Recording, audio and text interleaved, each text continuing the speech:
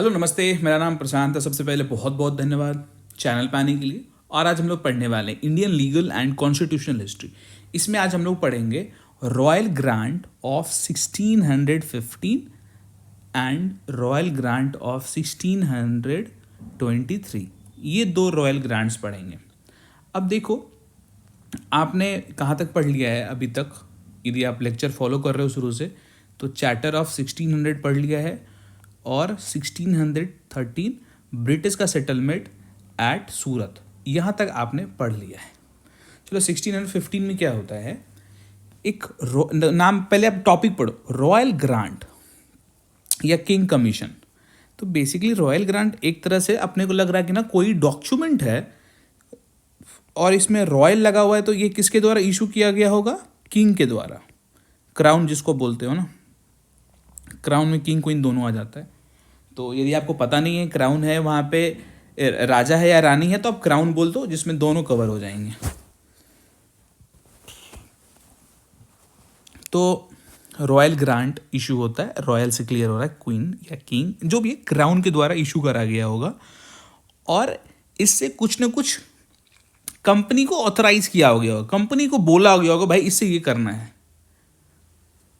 तो देखो कंपनी को क्या बोला जाता है, उससे पहले थोड़ा सा इसके बैकग्राउंड में चलो। ये जो किंग इशू किया है रॉयल ग्रांट, ये इस तरह का एक ग्रांट होता था, इसमें कुछ चीज़ें लिखी हुई होती थी और किंग पावर देते थे कंपनी को, किसको? ईस्ट इंडिया कंपनी को, कि भैया तुम ये सब कर सकते हो। That's all. तो आखिर 1615 में रॉयल ग्रांट क्राउन इशू क्यों किए, अब इसको समझने के लिए आप थोड़ा इधर आ जाओ। देखो 1615 तक अच्छे से ईस्ट इंडिया कंपनी ट्रेड कर रही थी। जब ट्रेड होता था तो यहाँ पे देखना, ये है इंग्लैंड और ये है इंडिया वाला रीजन या ईस्ट इंडीज़ जिसको आप बोलते हो, इसी रीजन में ट्रेड करती थी ईस्ट इंडिया कंपनी। तो जब ये यहाँ से यहाँ आते थे तो बहुत लंबा समय लगता था, शिप से आते थे, बहुत ज़्यादा लंबा वॉयजेस होता था, लॉन्ग वॉयजेस होता था। वॉयज क्या मतलब क्या होता है? वॉयजेस का मतलब थोड़ा प्रोनाउंसिएशन देख लेना आप लोग। इसका मतलब होता है जब हम लोग ट्रैवल करते हैं ना सी में, बहुत लंबा ट्रैवल, तो उसको बोलते हैं लॉन्ग वॉयजेस। वॉइस बोल लो या वॉयजेस बोल लो, जो बोलना बोल लो। देखो यहाँ पे है ना, a long journey involving travel by sea, लंबी समुद्री यात्रा को बोलते हैं हम लोग। तो अब देखो जब यहाँ से यहाँ ये लोग जाएंगे,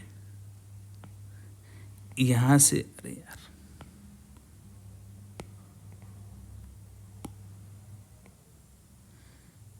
ये रीजन में जब ये लोग जाएंगे, आप यहाँ देखना हाईलाइट कर देता हूँ मैं, तो बहुत लंबा जर्नी जब होता था तो शिप तो बहुत बड़ा बड़ा शिप होता था।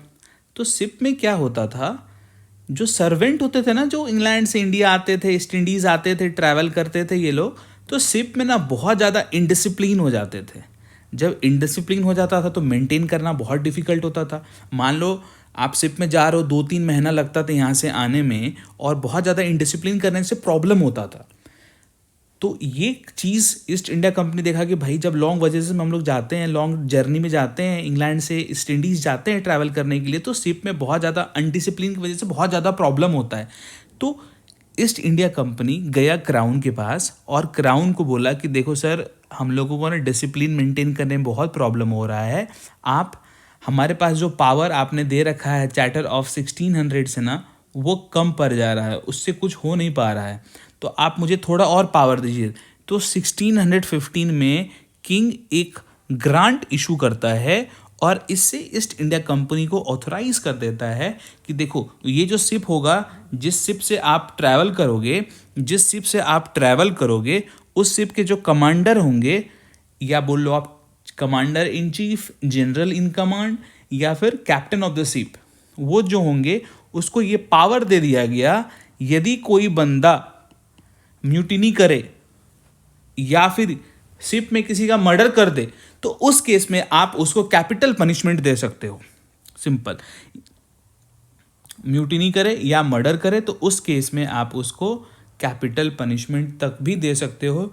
बेसिकली कैप्टन को पावर दे दिया गया पनिशमेंट देने का लॉन्ग वॉयजेस में। जब ये लोग लंबा समुद्री यात्रा करते थे उसमें कैप्टन अब पनिशमेंट दे सकता है। आई होप ये क्लियर हो गया। ये क्यों करा गया था? ताकि ट्रैवलिंग में डिसिप्लिन मेंटेन रह सके।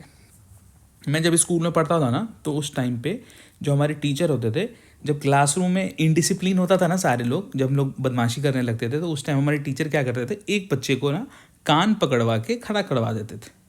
तो उससे क्या होता था, पूरे क्लास में ना शांति हो जाती थी, तो डिसिप्लिन पूरे मेंटेन रहता था। तो सेम चीज़ यहाँ पर हुआ, कमांडर को पावर दे दिया गया, भैया तुम पनिशमेंट दे सकते हो। उससे क्या हुआ, इनका जो लॉन्ग वॉयजेजेस है, जर्नी, वो डिसिप्लिन्ड वे में होने लगा। अब ये तो कहानी मैंने आपको बताया, जब ये लोग ट्रैवल करते थे इंग्लैंड से ईस्ट इंडीज़ की तरफ, तो ये बीच की घटना थी। लेकिन लैंड पे भी जो सर्वेंट थे, इनका ना इनडिसिप्लिन बहुत ज़्यादा बढ़ गया था। तो 1623 में एक रॉयल ग्रांट इशू करा जाता है। किस चीज़ को नज़र रखते हुए? लैंड पे जो इनडिसिप्लिन बढ़ गया था उसको देखते हुए। और इससे ईस्ट इंडिया कंपनी के, जैसे उस टाइम पे कंपनी का हेड कौन होते थे? गवर्नर। गवर्नर को पावर दिया गया कि आप जो बंदा लैंड पे कमिट करता है, आप उसको पनिशमेंट दे सकते हो।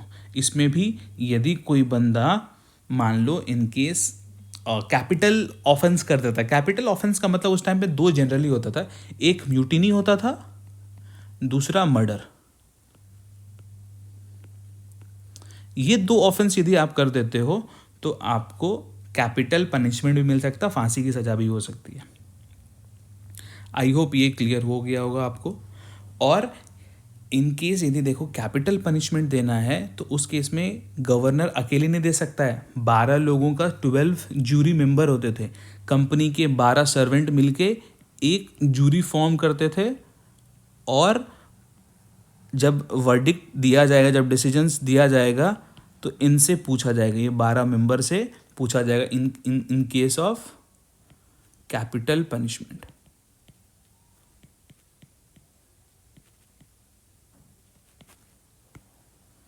आई होप यहाँ तक क्लियर हो गया हो।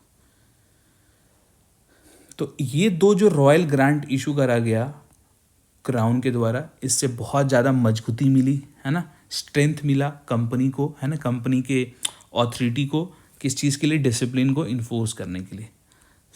कहाँ पे? समुद्र में और लैंड दोनों पे। आई होप ये क्लियर हो गया होगा आपका। और मैं जब ईस्ट इंडिया कंपनी बोलता हूँ, तो एक बार मैं ध्यान दिला देता हूँ आपको। ईस्ट इंडिया कंपनी जो इंडिया में काम करती थी, उसमें बहुत सारे सर्वेंट होते थे, और सर्वेंट के हेड को बोलते थे हम लोग गवर्नर, जो कि इंडिया में फैक्ट्री के हेड भी होते थे। और इस गवर्नर को कौन बनाता था? 24 डायरेक्टर्स। और 24 डायरेक्टर्स से भी ऊपर होता था कोर्ट्स ऑफ प्रोप्राइटर, जो कि ईस्ट इंडिया कंपनी का ऑनर होता था। ये लोग इन लोगों को अपॉइंट करते थे। आई होप यहाँ तक क्लियर हो गया होगा। नेक्स्ट टॉपिक में हम लोग पढ़ेंगे ब्रिटिश सेटलमेंट एट मद्रास।